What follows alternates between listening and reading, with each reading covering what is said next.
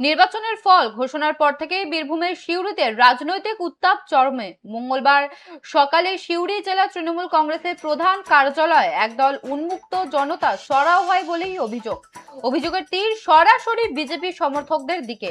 দলীয় কার্যালয়ের আসবাবপত্র থেকে শুরু করে সিসিটিভি ক্যামেরা ভাঙচুর চালানো হয়েছে বলেই খবর। বাইরে লাগানো ফ্লেক্সও ছিঁড়ে ফেলা হয়েছে বলেই খবর। প্রত্যক্ষদর্শীদের দাবি, মঙ্গলবার সকালে সিউড়ি শহরের প্রাণকেন্দ্রে অবস্থিত তৃণমূলের জেলা কার্যালয়ের সামনে দিয়ে বিজেপির একটি বিজয় মিছিল যাচ্ছিল।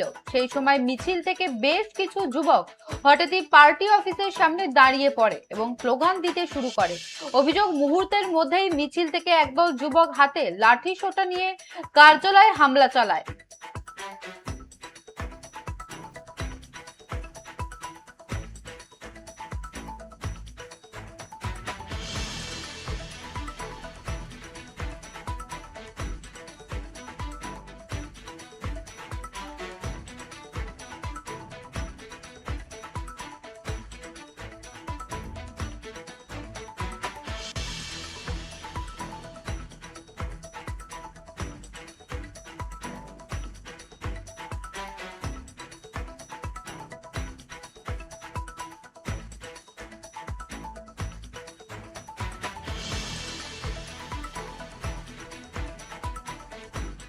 নজর রাখছিলাম সিউড়ির দিকে। সিউড়ি জেলা তৃণমূল পার্টি অফিসে হামলা ভাঙচুর, সিসিটিভি নষ্টের অভিযোগ বিজেপির বিরুদ্ধে।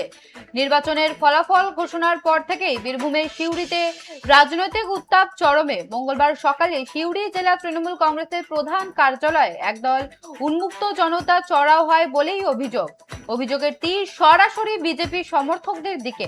দলীয় কার্যালয়ের আসবাবপত্র থেকে শুরু করে সিসিটিভি ক্যামেরা ভাঙচুর চালানো হয়েছে বলেই খবর। বাইরে লাগানো ফ্লেক্সও ছিঁড়ে ফেলা হয়েছে বলেই খবর।